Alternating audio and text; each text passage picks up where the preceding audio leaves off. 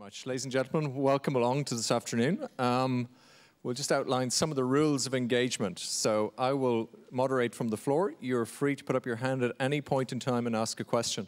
You can't, however, ask a question around a specific client engagement or name a particular client by name. So just as a small rule, we'll also ask the members of the panel. They are here as representatives purely of themselves. The views they express are their personal opinions, not of their firms. We're working on the basis that this is Chatham House rule, so you may repeat what you've heard in here but may not attribute the source. Other aspects of this afternoon, while this may look like a Jerry Springer engagement, we don't encourage people from the client side to attack the people on the panel. However much you might feel like doing that. No, at a serious level, the panelists this afternoon have been picked by virtue of your votes, and again, to emphasize, it's about the individuals and their insights and views.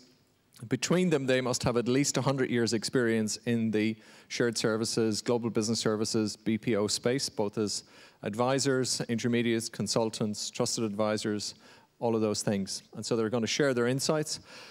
We've got a full hour.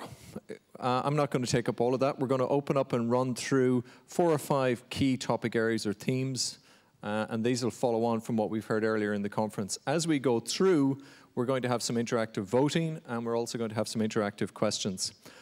So if you need to ask questions, please put up your hand. We have got roving mics. The plan is that we'll run through for the hour, maybe even get you out 5 minutes earlier on that. Okay, so you all know how the interactive technology works. Our panelists this afternoon, 6 is the new 8. Our panelists this afternoon who are going to come to the podium in alphabetical order by first name. This is not the order they were voted in on. They want me to stress that. Big hearts, big brains, egos the size of Montana, but never mind that.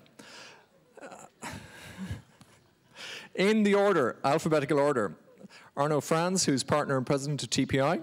Asesh Mira, who's head of BPO at Infosys BPO. We have Donald Graham, who's partner at Deloitte, who you heard yesterday. Peter Barther, principal consulting at Deloitte. Ray Selford, who's national lead partner of procurement and shared services at KPMG. And Raja Vinkavar, who's sales and marketing and M&A at Exchanging. Ladies and gentlemen, your G6 panel for this afternoon.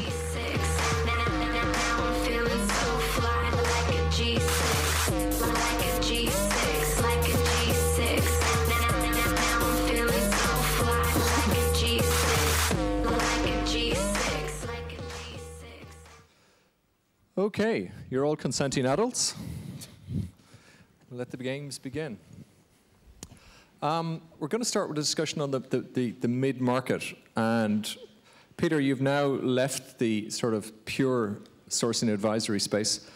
In terms of your view on this, do you think the mid-market's finally going to deliver in the shared services and the BPO space? Will we actually see mid-market solutions starting to emerge, or is that still some way off? I think there's, it's a little way off, but I think we're heading very rapidly towards accessible options in the mid-market. I think there's a confluence of things. The suppliers generally are looking at that market as a very serious and very large space. And obviously, they lead with solutions that work. And I think technology generally is making options available to the mid-market in ways that were inaccessible in the past. So you've got a sort of avoidance of capital, real options to avoid capital demand, easy on implementations without needing to go the big monolithic ERP path. So all of these things are keys that make it accessible for the mid-market. And there's a focus there, and there's a real need in that market to access the benefits and compete with the players of scale. So lots of forces at work that are driving it quickly. Roger, can I ask, if we go to the mid-market, and I'm a mid-market player and I go to you, does that mean I've got to compromise any form of customization and essentially take what's on offer, a one-size-fits-all? Is that the price of the mid-market? Well, you know, that was probably true a couple of years back. I don't think it's true today.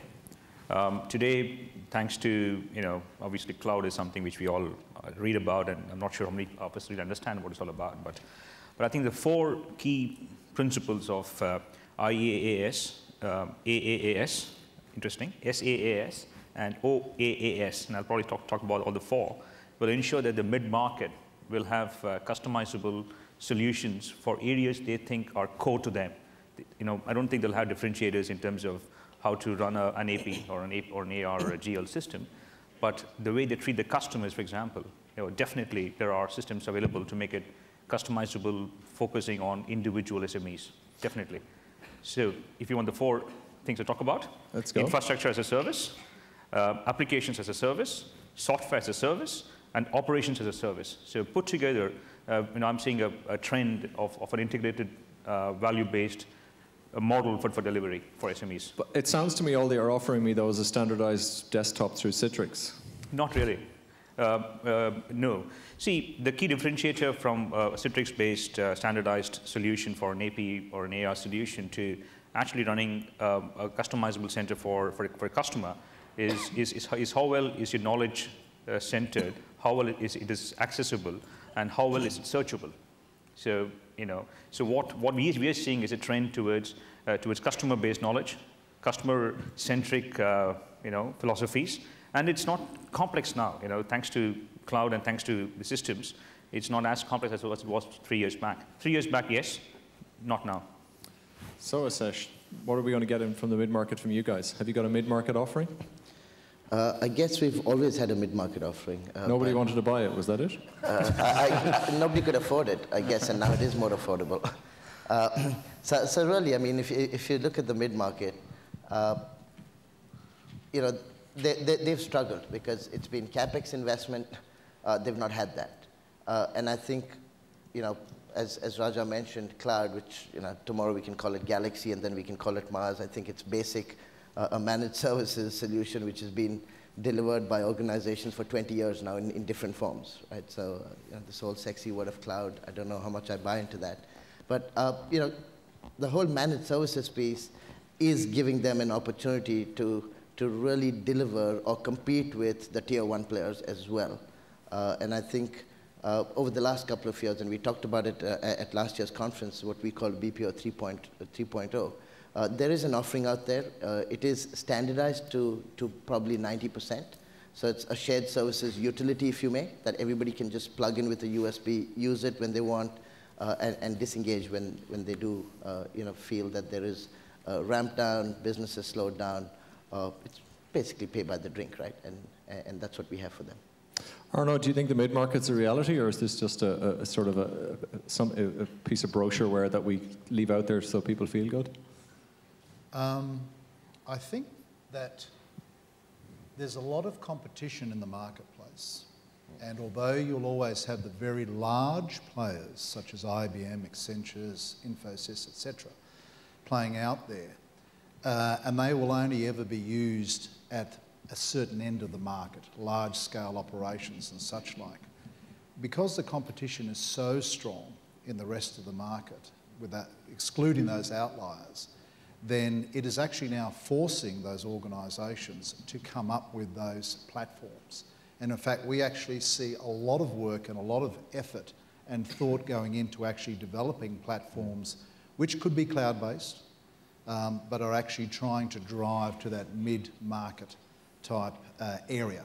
So I think, it's probably still brochureware today, and I agree with Peter's point, that'll still take some time, but we are seeing real attempts at those service providers in wanting to close the gap between clients' expectations about, I need this, as opposed to what's currently actually on offer. So I think there's been a bit of an inflection point that has occurred in the last little while. Some of it may have been generated through the GFC in the needs that have come out through that particular episode across the globe. Okay, we've got some panel questions or some interactive questions. Can we bring up the first interactive question, polling question for the audience? Okay, I want to turn to the issue of people, leadership, change, and talent. And the first question we have is, what is your current staff turnover in your delivery centre today? If it's more than 20% plus 1, if it's between 15 and 20 plus 2, 10 to 15 plus 3, 5 to 10 plus 4, and if it's less than 5%, press 5. Excuse me.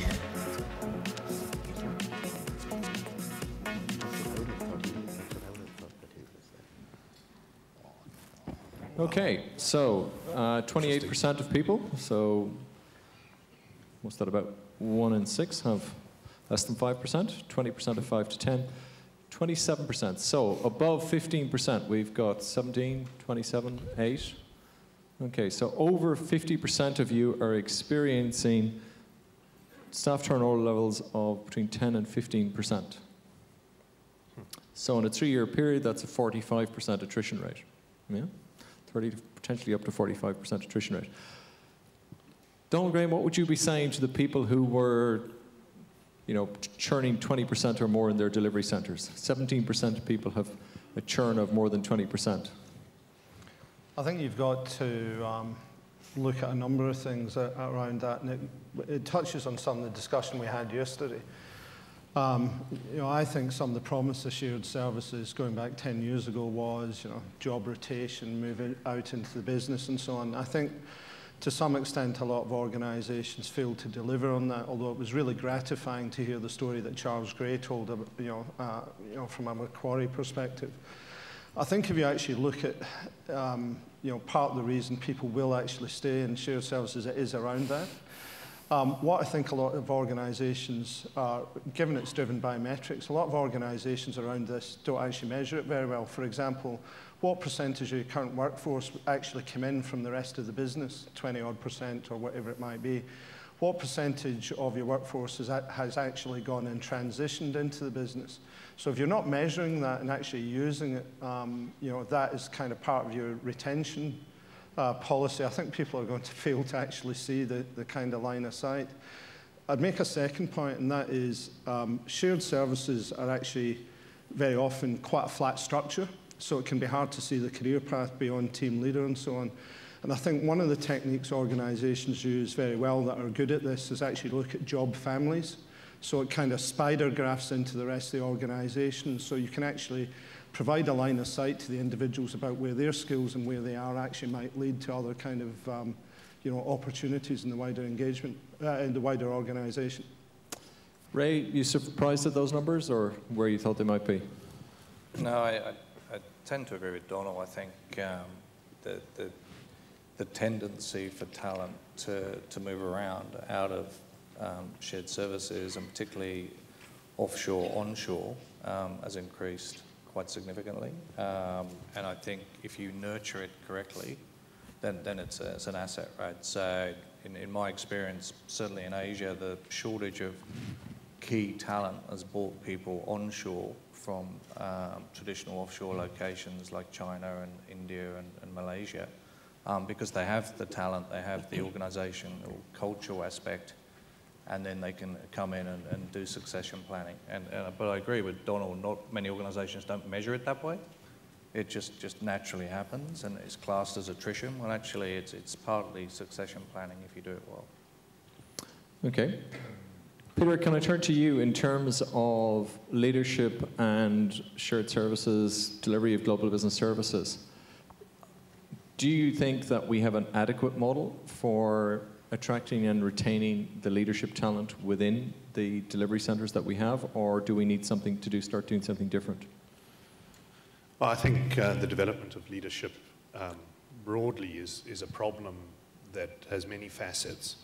And you know, just talking about the turnover rates underscores some of the challenges with finding and retaining talent and polishing the gems, as it were, for the future. I think one of the areas I find quite interesting with the shared services story is it moves talent from the business to the centre. You know, we always hear talk about centres from the point of view of capability and cost. But at its heart, a shared service centre play has a very strong talent component to it. You know, the availability, the quantity, the quality, the cost, and the sustainability of talent is a major strategic lever for shared service success. So developing leadership in an enterprise requires both competence and organizational alignment. So creating the barrier, if you like, between the shared service centre and its customers by moving the centre to a concentrated location does actually undermine the internship model for the development of leadership. So strategies are needed to deal with that. I think some of the responsibility for that rests with the enterprise that wants to develop its leaders. Some of it rests with the professions, and some of it rests with industry bodies and shapers. So I was talking recently with the Victorian government, and they are part of a broad initiative around shared services capability development in region. And one of the things they're doing there is developing an approach which provides people with a view of the career path, a little bit like Donald's comment about the spider, the web view of where your career goes, but actually providing a clear view for people who enter that type of business as to how and where their careers will develop, and then providing leadership through government initiatives to help organizations develop around that. But it's a big challenge area. Arno, client has turned up and client said we're going regional shared service centres, primarily initially in the finance space. We're going to have one in EMEA somewhere near Bucharest or Budapest or Prague. We're going to have one serving Asia Pac. We'd like your advice about the leadership of the Asia Pac Centre. It's going to be potentially in the mix, or Sydney, Melbourne, but we're looking at KL, potentially going to Penang, and we're looking for a leader for this. And nobody in the organisation, we've got some really competent controllers in the organisation, running country controllers. None of them really have any shared services experience or GBS experience. But we know there are talented people out there in the marketplace, and we're tempted to go out and recruit somebody who's built 3 shared service centres. What would you be advising them? I wouldn't advise them to go to Sydney or Melbourne, because they're obviously not going to be the financial centres now that the SGX, ASX merger acquisition is off the table. Just before I answer that, I was really surprised by those numbers. I was really surprised by those numbers, because it told me that in the lowest 2 categories that there's like no churn going on. And I thought, that's too much stability. 28% less than 5%, that's too much stability in an organisation. There's not enough new life and talent being breathed into it. But in terms of answering your question, I think what we have seen across Asia is global organisations, global corporations, some Australian, but mostly European and American based, who have extended their global footprint through their shared services operations and have established quite strong centres in the primary locations of India and of late in China. So I think there would be my recruiting ground, not in Australia, but it would be in those locations, because there is a true global view taking place. That's where scalability is happening. That's where economics of scale are going on. And that's where talent is being drawn to from a much larger pool, as opposed to here in Australia, where we actually do have a talent shortage. And there is a war for talent going on here. Certainly there is in India and China as well, but it's different. And I think they'd be much better in trying to recruit from those grounds in terms of fulfilling that role. But those statistics did surprise me. Sash, where do you find leadership talent? Do you look for vertical experience, or do you just look for people that can run big industrialized process centers? I think, Martin, it's a combination of a few skills that we look for. One, being the kind of service provider we are, we absolutely need domain knowledge, right? So we do look for that kind of talent. So really, I mean, it's 3 different streams that we look at. We look at people managers who can manage a shop, motivate people, keep their attrition levels low, and show a career path to people. 2, you look for domain, right? You look for individuals who come in with a specific domain that you are looking for to either build or to enhance. And the 3rd piece is you look for individuals who have had the experience of building something ground up, because typically when we do look for leadership talent to go build a center, it's in a new location, right? And we look for people who have had that greenfield experience to be able to build something ground up. And there are 2 different skill sets we look for. So you look for someone who can go build something ground up, and then you look for someone who can take what that individual has built and brought to steady state to take to the next level. So there are 2 different skill sets that you really look for in that one individual. Donald's suggestion there that you need somebody to build your centre and then you need them to move on and give it to somebody else to optimise and run maybe after you've migrated everything in. We agree with that? Broadly, yes. I mean, I think you need to look at that, but I think the skill sets, in terms of transition, up to and after transition, you're looking at, really strong domain knowledge, project management, real capability, and ideally a track record in doing it. I agree with that. I think then in terms of the individual that's actually going to run it, I think it then switches much more into a customer relationship, customer management, people management type of skills. So certainly when I'm working with organizations, I do say, don't necessarily pick the individual you think that's going to run it before you go live. Yeah. So. Okay. Can we look at the next piece of interactive polling? So you're all currently, how many people are currently in the middle of budgeting for next year? Yeah? Okay, we'd like to get some insights into what you think salary inflation in your shared services for the fiscal year 2011-2012 is going to be. More than 4, 3 to 4, 2 to 3, less than 2. Voting begins now.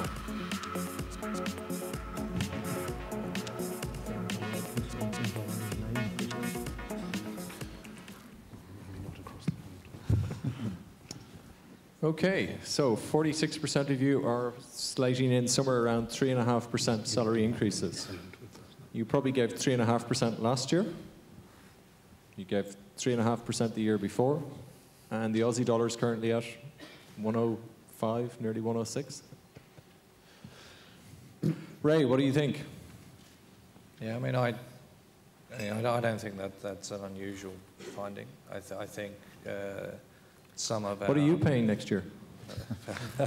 Personally, depends on Donald. But no, I think we're paying more than they are.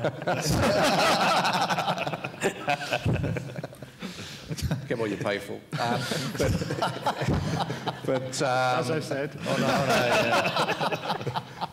I think salary inflation has actually been suppressed post GFC a little bit more than we would expect. The war on talent and the demand for talent has pulled through. We're seeing that now with some of the demands for rises in salaries, and not just salaries, but the work environment that we put in place for people. And I think that will continue, but with some degree of caution. So my view is I don't think that's surprising. I think there is a push there. I think the continued shortage of talent, particularly in this part of the world, will drive that up a little bit further in the next year or so. Peter, surprised by those numbers, or where you thought they'd be? Somewhat surprised. I think the comments about talent are spot on. I think there's going to have to be some sort of give on the pressure to hang on to talent, and it ties back to the leadership, but also there's a capability and a competence dimension to that. I think there's another interesting phenomenon. A few years ago we would have talked about pay for performance and have people's compensation tied to kickers associated with performance. And there's been a big shake-up in that space, I think, for obvious reasons around the financial crisis, but also resistance to executive pay for performance packages, and that cascades down. So I think the issue now is performance is table stakes. So there's got to be a realignment of fair pay for performance, that it shouldn't be tied to kickers. And I think that's where talent will really be pushing back on their employers to recognize that performance and to manage performance as a matter outside of the compensation discussion. And that, again, puts more pressure, I think, on the upper end, the more expensive people sometimes, to actually get a bigger increment. I think budget balance is going to be a big challenge for operations and centres particularly. Okay. Raja, have you seen similar trends, or what are you budgeting for next year in your delivery centres? Well, actually, I'll be very happy with a 4% salary increase, honestly. Extremely happy about it. A third of my workforce is in India, and anything under 14% is absolutely fantastic for me. Anything under 14%. Yeah, I mean, India, typically, see, the inflation today in India is anything between 8 to 10%. So, you know, if I put a COLA adjustment to it, I'm looking at about 12 to 14%. So in the standard salary increase in India this year is going to be not less than 14%. That's the cheapest I can think of. At 12%, it's going to double, what, every 6 years? I don't think it'll double in 6 years. See, well, 12%, rule of 72, 6. no. I'm talking about this year. This year, 14%, definitely. But I'm seeing the trend decrease. So, you know, it'll double definitely, but I don't think it'll double in 5, 6 years. It'll probably double in about 10 years. But it will double. So no two ways about it. Second is in terms of you know, people skills and attracting the right talent and so on and so forth. It all depends upon which part of the value chain I'm actually doing, I'm actually working in. If it's something very generic, something very basic, I see probably a little more than usual. But if I'm seeing high-end work, I'm actually able to attract people at even lower salaries because, you know, people would love to go and see, you know, what is, for example, CAD modeling all about. You know, I'm able to attract talent, and maybe after 3 years, you know, there's a big jump. But I can utilize so that. You're offering them self-actualization opportunities. Is Absolutely, that what you're telling them? This is all we do, actually. Oh, no, he's telling me salaries are going to double every 6 years. What's your advice to clients in that scenario? Well, I think those numbers, I would hesitate to guess that they're predominantly an onshore number. Yeah. And like that very famous Australian film, The Castle, if they're planning for their budgets now, I would come back and say, tell them you're dreaming. Because there is no way you're going to be getting 4% or 3% increases. In this economy here in Australia, the only places that are going to be paying out any sort of decent pay rises are going to be in the resources sector, not for the rest of us. All you've got to do is look at the last lot of profit results that came through in the profit reporting season. It's a mixed bag, right? It is a two-speed economy, and most of you would be feeling that, whether it's even if it's in the banking sector. Yes, there might be a war for talent, as I said before, but it's in particular selected areas. And I think for the general type of person that you'd have in a delivery centre, you're not going to be giving them 4% pay increases. There's enough employment going around at the moment with a bit of churn. So I think those numbers are, I think you're dreaming. If it's your budget input, it's your starting number, fine. We'll see what it looks like when you come back and get finished with your stuff. But in terms of what's happening offshore, you're absolutely spot on. You know, the increases need to be in the double digits because the numbers have gone up again. The churn has gone up. People are leaving, etc. They have no qualms to leave one organisation to the next. And it's also in China as well as it is in India. So I think there is an issue. But again, you can do a lot of different things in order to mitigate those increases. Okay. Can we have a look at the next polling question? So, how great would the labour arbitrage need to be for you to outsource an AP FTE? So this is on a monthly basis. Would $1,000 a month do it? So let's talk about AP clerks in Sydney. Probably, what, fully loaded, somewhere north of 48,000, maybe south of 58,000. So somewhere around 4,500. And India at the moment, AP clerks, $15,000 fully loaded a year? Yeah, sort of. Yeah, in that ballpark, yes. Okay, and the salaries are going to double every 6 years? Okay, so what would it take you? Every 10 years. Okay, we'll give them that. What would it take you? How big would the labour arbitrage price have to be per month, per FTE, for you to go after this? Let's suppose you had, you know, globally 100 FTEs in AP, 100 seats centre you're going to move. It's a big prize. So, voting: 1, $2,500 per month; 2, $2,000 per month; 3, $1,000 per month.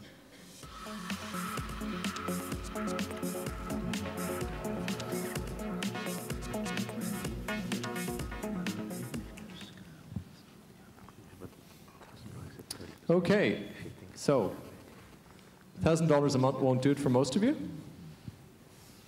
Okay, pretty sensible, but we can get the bulk of you over the line for anything north of $2,000. Donald, surprised at that?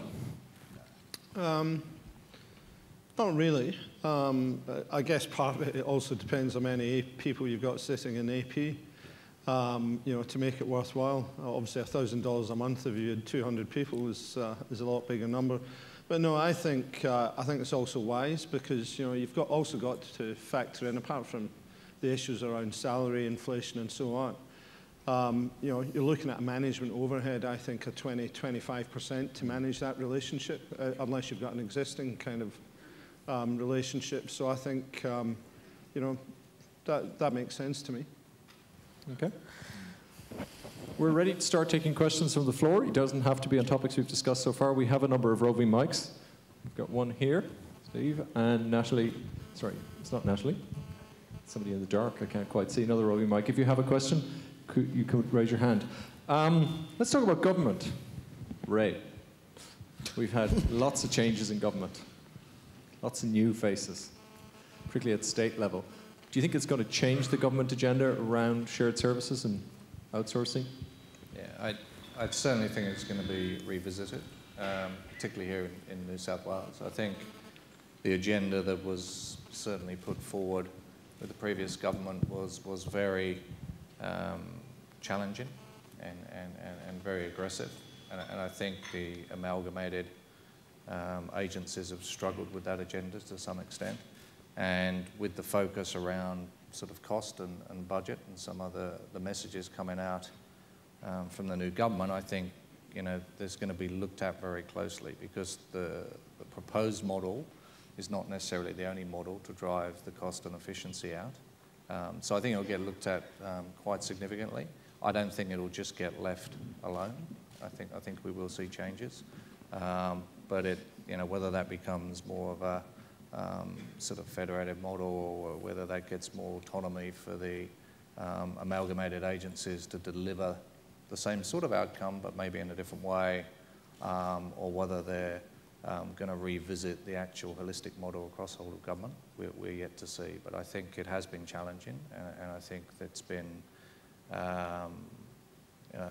particularly challenging for both the agencies themselves and the providers to achieve goals in the time frame set out. So I think we will see a review, and probably needs to happen, in my personal opinion. Arno, you think we're going to see a change with the change in regime across New South Wales, Victoria and other states? Nope. I think, and I don't want to start each of my little talks with a quote, but if you think about the old Who song, "We'll Never Get Fooled Again," there's a line in there that says, "Welcome to the new boss, just like the old boss." And I think that's exactly what will happen in New South Wales government. I don't think it's a priority, and I think it's not an area of focus or attention, to put it simply. So, they have a broken shared services model, is the best way you could describe it today, and I don't see that really changing much in the next term of government. And I'm happy to place a bet on it here and now for when we come back next year, or wherever it is, Sydney or Melbourne, to see what change, if any, has actually occurred. And I say there will have been no material change whatsoever. It just isn't a focus, never has been, because if it had been, you wouldn't have had the situation that they've created for themselves, which is having large departments have their own shared services, having smaller agencies being competed for by other shared service agencies. It doesn't make sense. It's all the same stuff, but they always think that they're different, and so they're allowed to be different. And I think they will continue to be allowed to be different because I just don't think it's a priority for this current government. That's in New South Wales. Asesh, you guys think government in Australia is a big opportunity space for you, one that you can start to pick up business in the next 3-4 years? We think it's an opportunity. Next 3-4 years, I don't know. I think it definitely is an opportunity. He doesn't want to take the bet. I won't take the bet with you. I think it's an opportunity. We've started, slowly taking baby steps, but I think just the whole point of skill shortage in the country, I think it's going to get to a breaking point where they're going to have no other way out but to look at outsourcing, whether onshore or offshore, whatever that may be. Donald, do you agree with that, or where do you think the game's going to get played? Look, just going to Arna's point, I'd say one thing. It's not too many things I'd say the previous New South Wales government actually, you'd either kind of give them a credit and a pat in the back. I agree the model is not perfect. But I think, from there has been an initiative over the last 3 years to at least come up with a new blueprint. I don't think it's feasible in any way, given the complexity of government, and I'm talking about any state government with the exception of probably WA, given Brian's very illuminating discussion earlier on in terms of the path they've gone through. But you've got to start with what you've got, and the fact is, when they started the blueprint a couple of years ago, a myriad of kind of broken relationships. The old CCSU was a debacle.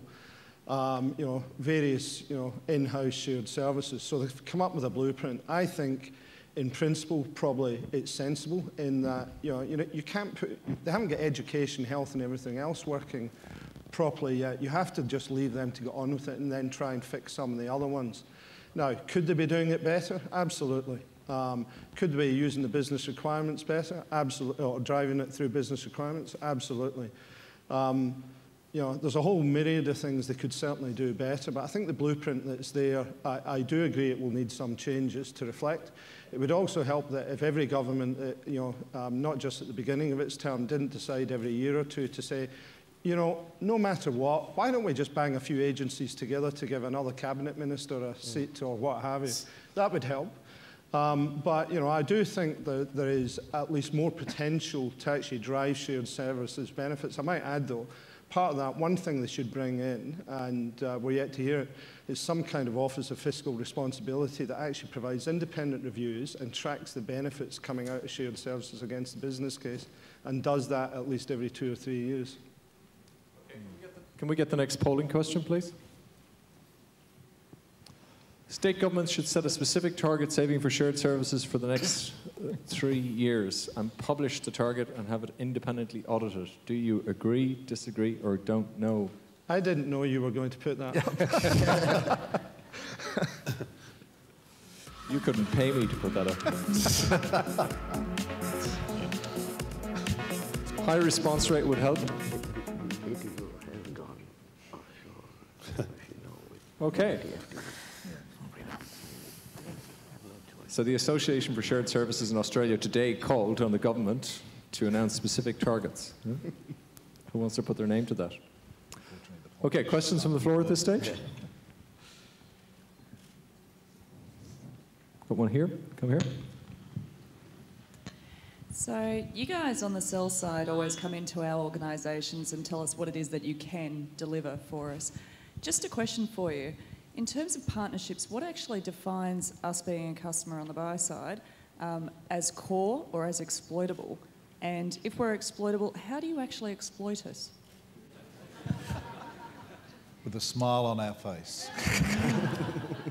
It's all the charm. Okay. Raja, when you look at customers. Well, unfortunately, we have a very small list of customers to talk to. We're lucky that way. So, see, for us, it's, it has to fit into the domains of excellence for us. So we are very particular about where we work, and in that domain, what we do. So, we probably wouldn't want to go after a large telco, for example. It's something which is not our core competence. We want to go there. But where we believe we have the depth of domain, the depth of knowledge, and the ability to build a long-term value proposition, is the keys for us. So, if you look at our global customer list, we have essentially 9 customers who deliver us almost 80% of revenues. So that's how we work as a philosophy. That's how we always worked. And I think, it probably makes a lot of sense to us. So if the customer isn't in our core sort of matrix, then I probably wouldn't even want to go there. But when we go there, we ensure we do a lot of work for them. So, it's just not APAR processing, but it's actually trying to help you with your strategy from there on to actual execution. So, every organization has their own business model, so ours is a little different. Peter Barta, looking back at your time in the advisory space when you introduced your clients to the sell-side BPO providers and you looked deep into their souls, which box do you think they put your clients in? The core important clients, exploitable clients, or were there other boxes? You're asking, what do the service providers think? Yes. What went through the service provider's mind as you brought them in the door? Well, it's hard to know what goes through their minds, but I think that, a commercial reality is that... What they said was, thank God they haven't got Arno with them. Well, let me back up. The word partner, is it a verb or a noun? Right? How do you want to actually use it? And I think when it comes to the relationship between a service provider and their client, that the degree to which the enterprises have aligned interests is quite narrow. It's a narrow slice of shared interest, which comes out through a contract. Outside of that, the organizations have differing needs and differing agendas. And in fairness to the service providers, the organizational push is to grow revenue and grow share of wallet. And so sometimes that can feel to a client like you're being exploited. But at the end of the day, a mature supplier doesn't overplay their hand in terms of trying to bring value to the table around that. And a mature buyer creates the opportunity for that, and then perhaps you start to move from a small P partner to a large P partner through those kinds of dynamics. That said, I think sometimes at the personal level you do get different behaviors around that, notwithstanding the enterprise. On the buy side, I think people want lower price, they want better service. And I think suppliers work hard to deliver those things, but those work against their broader interests of growing revenue and increasing share of wallet. So you always have tension there where perhaps clients may feel unloved and unwanted and apprehensive when the supplier gets walked in the door for any reason. Are they here to hear about my problems, or are they here to sell me something? I think is a perennial concern. But mature relationships and a mature approach to those relationships, I think, create a lot of value for both sides. Okay. Additional questions on the floor? We have Natalie, a question over there. Hi. I'm quite interested to hear on viewpoints around any potential growth to move from transactional-based work in shared services and in particular in offshore environments to more knowledge-based work. And Ashish, you're not allowed to answer. All right. What was the last bit? Sorry, what was the last one? Knowledge piece. Moving from transactional-based work through to more knowledge-based work, judgment-based work in an offshore environment. Ashish? You asked me to answer? No, she said I cannot answer. Oh, you can't answer. Okay. Donald, what are you saying? I think there certainly is in the more mature shared services organisations, and I'm thinking particularly around, say, financial services, there's definitely trends there in terms of moving much more knowledge-based capability offshore. I mean, even speaking for my own organisation, the fact is a lot of the analytical work and research that we do as an organisation globally is all done out of Hyderabad. We source it there, and I'll tell you now, the quality is absolutely fantastic, like better than we would get onshore. Now, okay, that's within the Deloitte sphere, it's a captive. But I do think we're seeing, even in the provider space, in probably industry domains, more of a trend to actually move into specific areas that would be, much more value-adding and knowledge-based. And certainly my own experience is, by and large, when we're seeing that, it's done fairly cautiously. We're seeing some pretty good results. Okay, can we put up our next interactive question?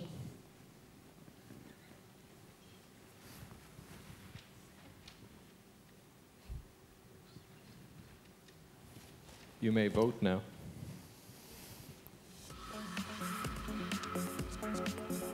So, the cloud's just another fad that will not have any meaningful impact on shared services for at least 3 years.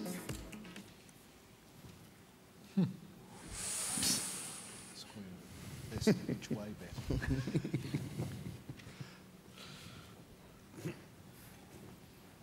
Too close to call or win by a nose? Win by a nose for the disagrees. Ray, surprised by that? Which way would you have voted? Really. Hold on first. Which way would you have voted? Would I have voted?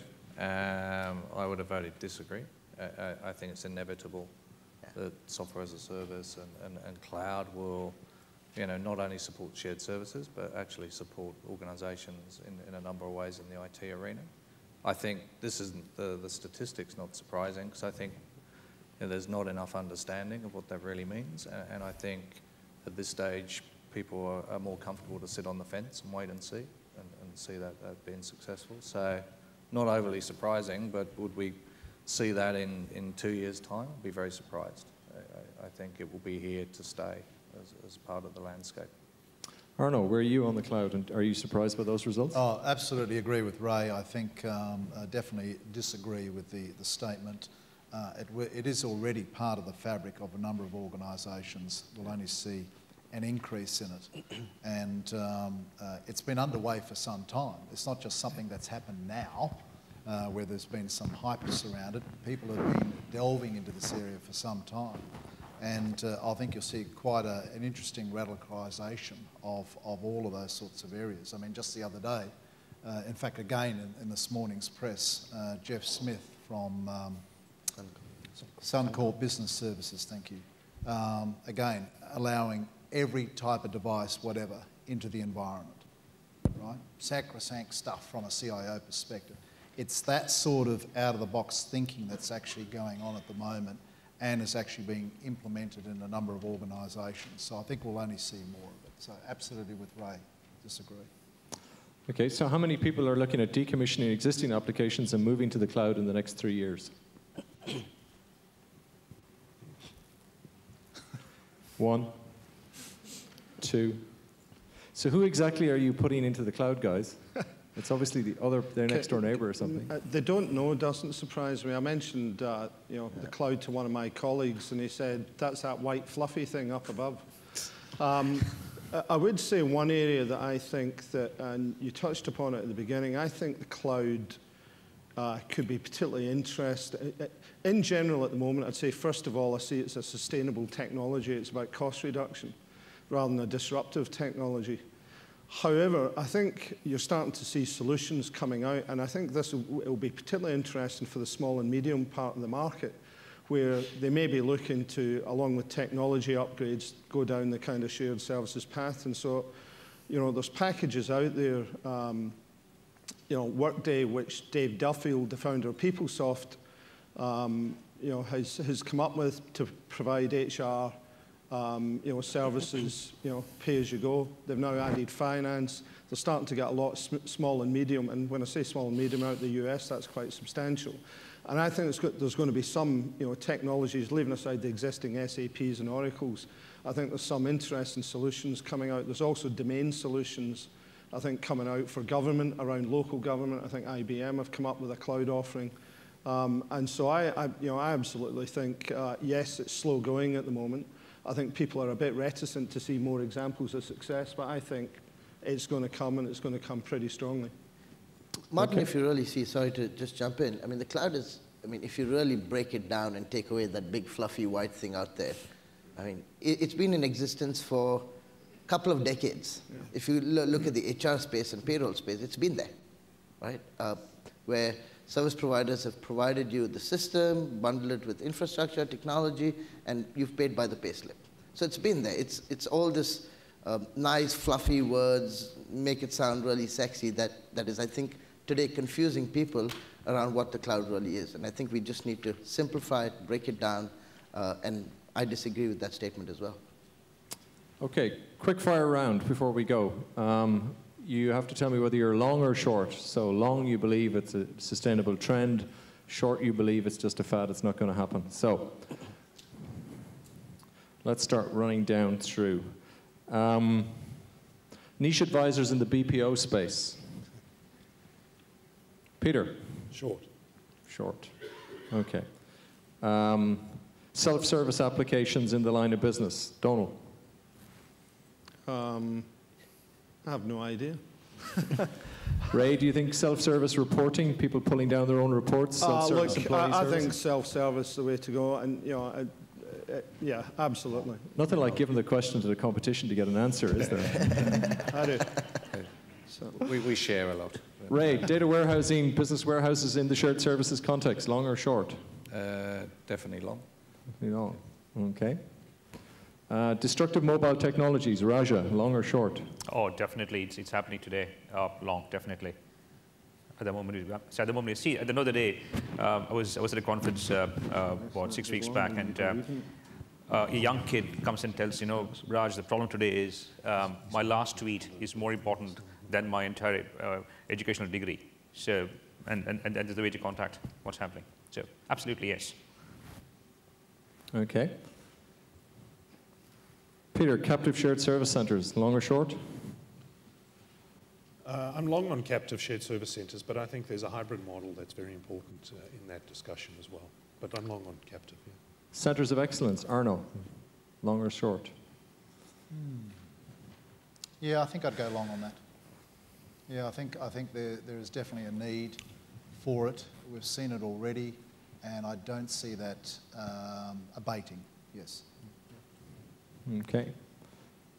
Nearshore, Rajesh. Think nearshore's got is valid anymore? Is it just an intermediate step? Can I go in between long and short as medium? Okay. I think you just we're nearly there. We've got a last question. We'll go to Donal and Ray. Australia to raise the Webb Ellis Cup in New Zealand next year. Donald Graham, are you long or short in Australia? I'm very long. No, we're not talking about that now. And being an Englishman, I'm very short. Ladies and gentlemen, your G6 panel, thank you very, very much.